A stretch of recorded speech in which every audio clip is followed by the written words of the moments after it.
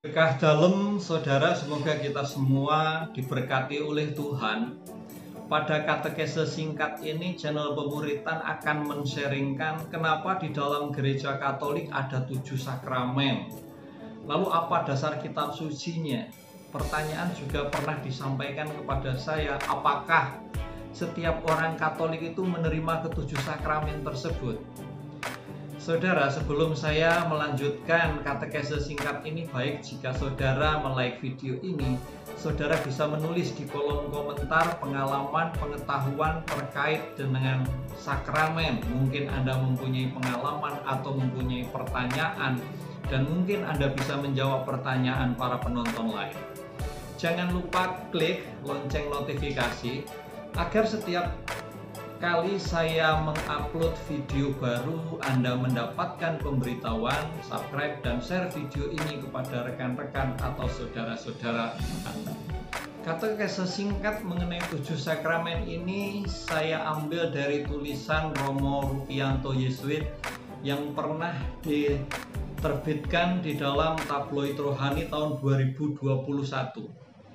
Pertama-tama kita harus memahami arti sakramen. Sakramen adalah tanda dan sarana yang diberikan oleh Yesus, ditetapkan oleh Yesus untuk mendatangkan rahmat yang dikhususkan bagi tiap-tiap situasi kehidupan manusia, kehidupan kita.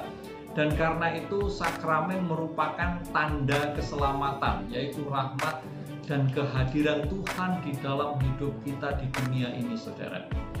Di dalam gereja Katolik ada 7 sakramen: sakramen baptis, sakramen ekaristi, sakramen penguatan, sakramen tobat, sakramen perkawinan, sakramen imamat, dan sakramen pengurapan orang sakit. Ketujuh sakramen tersebut memberikan rahmat yang disebut rahmat sakramental atau rahmat keselamatan. Sejak kapan sebenarnya ada 7 sakramen? Kalau kita melihat di dalam kitab suci, eksplisit pernyataan istilah 7 sakramen sebenarnya tidak ada. Tetapi ketujuh-tujuhnya bisa kita kembalikan kepada Yesus di dalam kitab suci, dan nanti kita lihat di dalamnya dasar-dasar kitab sucinya.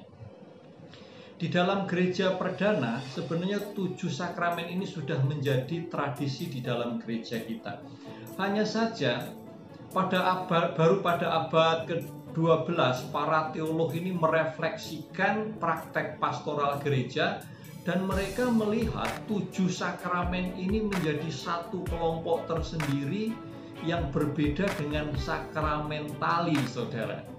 Nah, 7 sakramen itu secara resmi ditetapkan pada Konsili Lyon pada tahun 1274, lalu ditegaskan kembali pada Konsili Firenze tahun 1439, dan ditegaskan kembali pada Konsili Trente tahun 1547. Nah, pada Konsili Trente ini ditegaskan bahwa sakramen itu memberikan rahmat. Sakramen itu memberikan rahmat yang ditandai berkat upacaranya itu sendiri, sejauh si penerima tidak berada di dalam halangan atau dosa berat.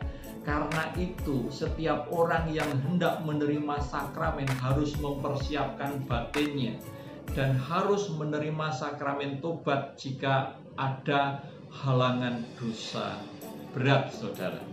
Eksplisit di dalam kitab suci tidak ada kata 7 sakramen, tetapi semuanya bisa kita kembalikan berasal dari Yesus.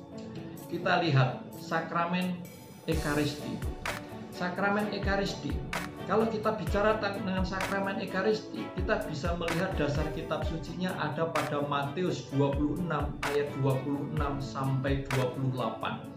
Di situ Yesus mengadakan perjamuan terakhir. Maka perjamuan terakhir ini juga bisa disebut sebagai, secara maklumat, Yesus mendirikan membentuk sakramen ekaristi.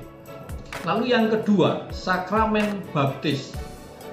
Sakramen baptis kita bisa melihat peristiwa sebelum Yesus naik ke surga, yaitu Matius 28 ayat 19.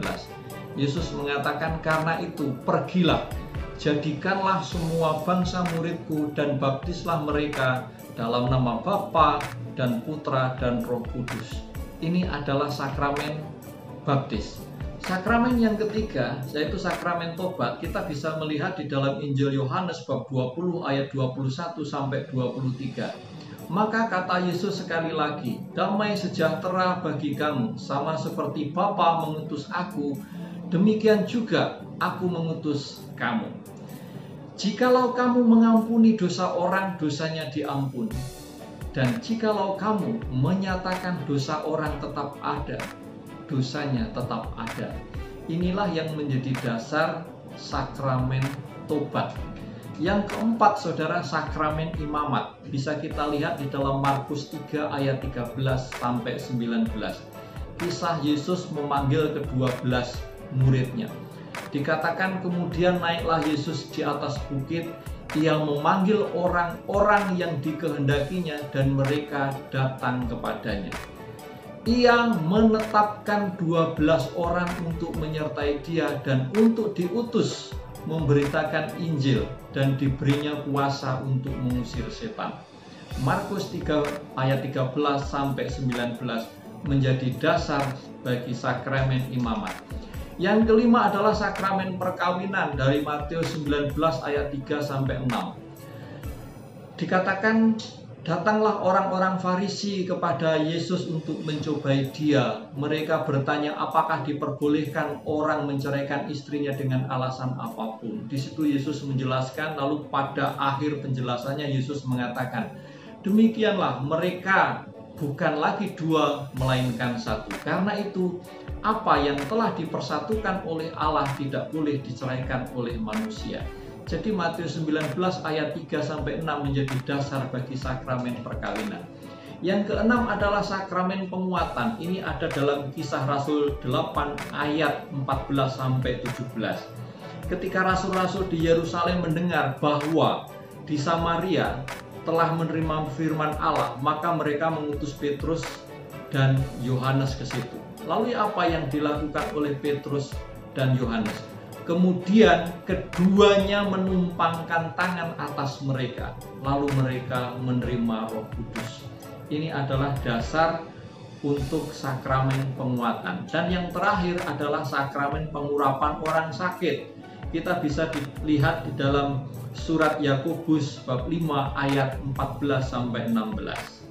Dikatakan, kalau ada orang di antara kamu yang sakit, baiklah ia memanggil para penatua jemaat supaya mereka mendoakan dia serta mengoleskannya dengan minyak dalam nama Tuhan. Ini adalah dasar untuk sakramen pengurapan orang sakit, saudara. Lalu ada pertanyaan tadi, apakah orang Katolik harus menerima 7 sakramen? Tentu tidak. Karena tidak mungkin saya menerima sakramen imamat sekaligus sakramen perkawinan. Itu, saudara, terkait dengan katekese singkat mengenai 7 sakramen. Semoga ini bermanfaat untuk membuat kita lebih mencintai sakramen sehingga kita terlibat di dalam setiap perayaan sakramental. Tuhan memberkati dan berkah dalam.